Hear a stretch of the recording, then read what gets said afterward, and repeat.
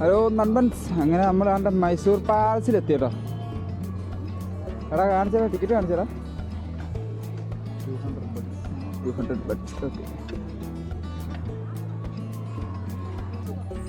മൈസൂർ പാലസിലേക്ക് എത്തിച്ചേരാൻ വേണ്ടിയിട്ട് മൈസൂർ ബസ് സ്റ്റാൻഡിൽ നിന്ന് ഏകദേശം 1 കിലോമീറ്ററും അതുപോലെ തന്നെ മൈസൂർ റെയിൽവേ സ്റ്റേഷനിൽ നിന്ന് 2.7 കിലോമീറ്ററുമാണ്.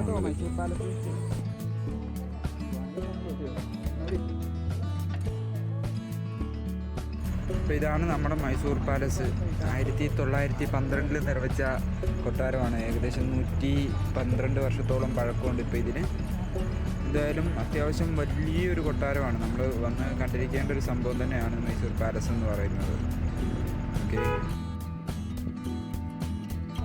ഇത്രയ്ക്ക് വലിയ വർണ്ണമനോഹരമായ ഒരു കൊട്ടാരം ആയതുകൊണ്ടും എന്താ പറയുന്നത്, ഇതിൻ്റെ ഗ്രൗണ്ടുകൾ വളരെ വിശാലമായതുകൊണ്ട് നമുക്കിവിടെ യാത്ര ചെയ്യാൻ ബുദ്ധിമുട്ടുണ്ടായിരിക്കും എന്നൊരു തോന്നലൊക്കെ ഉണ്ടായിരിക്കും. പക്ഷേ ഇവിടെ ഇലക്ട്രിക് കാറുകളൊക്കെ ഉണ്ട്. നമുക്ക് വേണമെന്നുണ്ടെങ്കിൽ എന്താ പറയുന്നത് 30 രൂപ 50 രൂപ ടിക്കറ്റ് ചാർജിട്ട് നമുക്ക് ഈ ഓൾമോസ്റ്റ് ഇതിൻ്റെ ചുറ്റളവ് ഫുള്ള് സർക്കിൾ ഫുള്ള് നമുക്ക് റൗണ്ട് ചെയ്ത് കാണാൻ പറ്റും.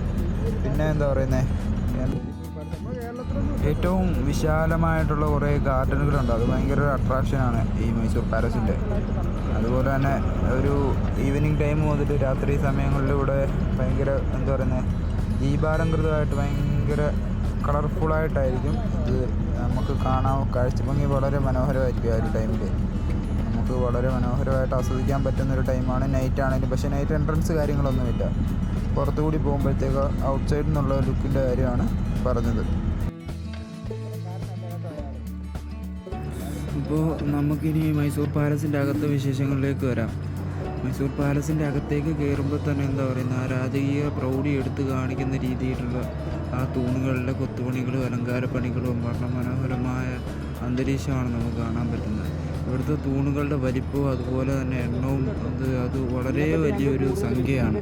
അതുപോലെ തന്നെ സൗന്ദര്യവും അതും വളരെ വലിയൊരു സൗന്ദര്യ ഭംഗി തന്നെയാണ് അതിൽ തീർത്ത് വച്ചിരിക്കുന്നത്. അതിൻ്റെ ഒരു ഷേപ്പ്, ആ ഒരു ആകൃതി എന്ന് പറയുന്നത് എല്ലാ ഒരു ഏരിയ മുതൽ അടുത്ത ഏരിയ വരെ കണ്ടിന്യൂസ് ആയിട്ട് ആ തൂണുകളിൽ എന്താ പറയുന്നത് ആ ഒരേ ഷേപ്പിൽ നിൽക്കുന്നത് കാരണം നമുക്ക് ദൂരെ വരെയും ആ കണ്ണെത്താ ദൂരം വരെ ആ ഒരു വ്യൂ നമുക്ക് കാണാൻ പറ്റുന്നത് അത് മനോഹരമായിട്ടുള്ളൊരു കാഴ്ചയാണ്. ഓൾമോസ്റ്റ് മൈസൂർ പാലസിൻ്റെ അറകൾ കാര്യങ്ങളെല്ലാം ഒരു 50% 70% വരെ അടച്ചിട്ടേക്കുവാണ്. നമുക്ക് എൻട്രൻസോ കാര്യങ്ങളോ ഒന്നുമില്ല. അല്ലാണ്ട് എന്താ പറയുന്നത്, ഈ ഇതിൻ്റെ ചുറ്റുഭാഗങ്ങൾ പുറത്തുള്ള എന്താ പറയുന്നത് അകത്തളങ്ങൾ ഒന്നും നമുക്ക് കാണാൻ പറ്റത്തില്ല. ഈ പുറത്തുനിന്നുള്ള ഇതിൻ്റെ ആർക്കിടെക്ചർ വർക്കുകൾ അതുപോലെ തന്നെ ഇതിൻ്റെ ഒരു എന്താ പറയുന്നത് ഭംഗി സൗന്ദര്യം പുറത്തുനിന്നുള്ള ആ ഒരു ബ്യൂട്ടിഫുൾ ആ ഒരു ബ്യൂട്ടി നമുക്ക് ആസ്വദിക്കാമെന്നല്ലാണ്ട് ഇതിനകത്തേക്ക് നമുക്ക് വലുതായിട്ട് എൻട്രൻസ് ഇല്ല. നമ്മൾ എല്ലാ അറകളും പൂട്ടിയിരിക്കുന്ന നിലയിലാണ് നമുക്ക് നിലയിൽ കാണാൻ പറ്റുന്നത്. മുമ്പൊക്കെ തുറന്നു കൊടുത്തിട്ടുണ്ടായിരുന്നെന്നാണ് ഇവിടെയുള്ളവർ പറഞ്ഞിട്ട് നമുക്കറിവ്. പക്ഷേ എന്താ സംഭവം എന്നൊന്നും അറിയില്ല.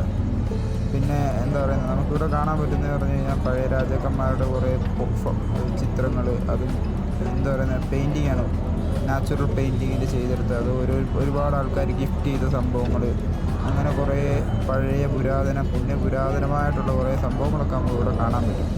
അതിൽ ഓൾമോസ്റ്റ് സംഭവങ്ങളും എന്താ പറയുന്നത് ഈ രാജാവിനക്കാരന് ഗിഫ്റ്റ് കൊടുത്ത സാധനങ്ങൾ അതുപോലെ തന്നെ രാജാവ് ഉപയോഗിച്ചിരുന്ന സാധനങ്ങൾ അങ്ങനെയുള്ള സാധനങ്ങളാണ് കൂടുതലായിട്ടും ഉള്ളത്.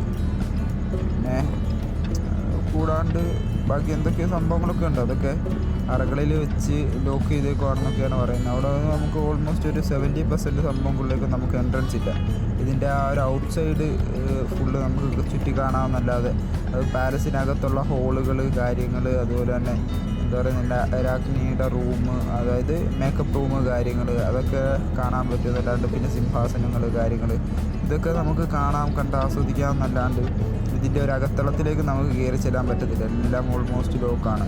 അത് സ്പെഷ്യൽ പെർമിഷൻ എടുത്താൽ പോലും നമുക്ക് അങ്ങനെ കയറാൻ പറ്റത്തില്ല. എന്തൊക്കെയോ സംഭവങ്ങളുണ്ട് അവിടെ, നമുക്ക് കയറി കാണാൻ പറ്റത്തില്ല.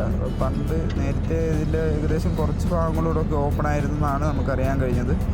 ഇപ്പോൾ ഏറെക്കുറെ എല്ലാ സംഭവങ്ങളും ക്ലോസ് ചെയ്തിട്ടേക്കാണ്. പിന്നെ പരമാവധി എന്താ പറയുന്നത് വീക്കെൻഡിലോ അല്ലെന്നുണ്ടെങ്കിൽ അവധി ടൈമുകളിൽ പോകാതിരിക്കാൻ ശ്രമിക്കുക. കാരണം നല്ല റഷാണ്. എപ്പോഴെങ്കിലും വർക്കിംഗ് ഡേ ഉള്ള സമയങ്ങളിൽ നമ്മൾ പോയി എന്താ പറയുന്നത് ഒരു ഉച്ച സമയങ്ങളിലൊക്കെ പോവുകയാണെന്നുണ്ടെങ്കിൽ നമുക്ക് ഇതിനകത്ത് കയറി നന്നായിട്ട് ആസ്വദിക്കാനും പറ്റും. വലിയ ചൂടോ കാര്യങ്ങളോ ഒന്നും ഉണ്ടാകത്തില്ല. ആൾത്തിരക്കും കുറവായിരിക്കും. പിന്നെ ഇത് ഈ മിററൊക്കെ കണ്ടോ, ഈ മിററൊക്കെ പറയുന്നത് വെച്ചാൽ പക്ക ഒറിജിനൽ റിഫ്ലക്ഷനാണ് വരുന്നത്. നമ്മൾ സാധാരണ നോർമൽ മിറർ നോക്കുമ്പോൾ നമ്മൾ നോക്കുന്നതിൻ്റെ ഓപ്പോസിറ്റ് സൈഡാണ് വരുന്നത്. ഇത് ഒറിജിനൽ റിഫ്ലക്ഷനൊക്കെ വരുന്നത്. അങ്ങനെ എന്തൊക്കെയോ പ്രത്യേകതകളും കാര്യങ്ങളൊക്കെ ഉണ്ട് ഇവിടെ സംഭവം. പിന്നെ വീഡിയോഗ്രാഫിക്കോ ഫോട്ടോഗ്രാഫിക്കോ റെസ്ട്രിക്ഷനോ കാര്യങ്ങളൊന്നുമില്ല. നമുക്ക് വീഡിയോയും ഫോട്ടോ ഒക്കെ എടുക്കാൻ പറ്റും, പ്രശ്നങ്ങളൊന്നുമില്ല.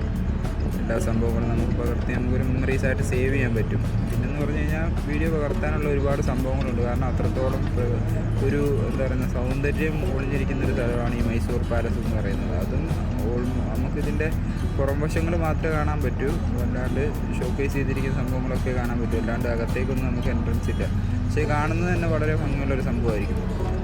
രാജാവ് ഉപയോഗിച്ച പല്ലക്കും കാര്യങ്ങളൊക്കെയാണ് ഇവിടെ വെച്ചിരിക്കുന്നത്. അതുപോലെ തന്നെ രാജാവിൻ്റെ ഒരു ഡമ്മി ക്ലെയിൽ പണിഞ്ഞെടുത്ത രൂപം, രാജാവും രാജാവിൻ്റെ കാലാളും ഉള്ള ഒരു രൂപങ്ങൾ ഇവിടെ പണിഞ്ഞു വെച്ചിട്ടുണ്ട്. അത് കഴിഞ്ഞിട്ട് റൂമിലേക്ക് കയറുമ്പോൾ ഇവിടെയാണ്, ഇവിടെ ഒരു എന്താ പറയുന്നത് തൂണുകൊണ്ടൊരു മായാജാലം കേട്ടോ. ഇവിടുത്തെ ഈ തൂണുകൾ മെയിനായിട്ടുള്ളൊരു അട്രാക്ഷനാണ്. എന്തോ ഭയങ്കര ഒരു ഭംഗിയാണ് ഇവിടുത്തെ തൂണുകൾക്കെല്ലാം ഉള്ളത്. ഓരോ തൂണുകളും ഓരോ അറയിലേക്ക് നമ്മൾ കയറി ചെല്ലുമ്പോൾ ഓരോ തൂണുകളും എന്താ പറയുന്നത് ഭയങ്കര വ്യത്യസ്തമായ ഷേപ്പിൽ പണിഞ്ഞു വെച്ചേക്കുന്ന ഭയങ്കര സൗന്ദര്യമുള്ളൊരു സംഭവം. അത് ഒരുപാട് തൂണുകളാണ്, കണ്ണെത്താ ദൂരത്തോളം അങ്ങനെ നീണ്ടു നിവർന്ന് കിടക്കുക. നമുക്ക് വല്ലാത്തൊരു അനുഭവമായിരിക്കും തരുന്നത്. അതുപോലെ തന്നെ ഇതിൻ്റെ മുകളിലുള്ള ആ ഒരു ആർട്ട് വർക്ക്, അത് കൊത്തിയെടുത്തേക്ക് തടിക്കകത്ത് കൊത്തി വെച്ചേക്കുന്ന സംഭവങ്ങളാണ്. അത് കാണാനൊരു പ്രത്യേക ഭംഗിയാണ്. എല്ലാവരും വന്ന് ആസ്വദിക്കാൻ ശ്രമിക്കുക.